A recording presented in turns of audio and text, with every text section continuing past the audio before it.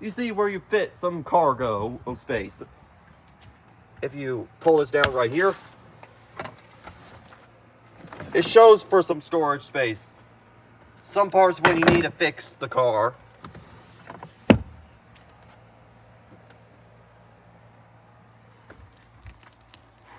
Like I showed you, let's pull this up.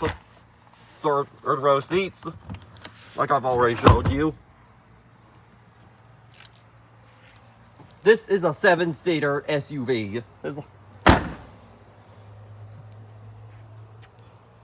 You got your gas cap, where you fill in your gas.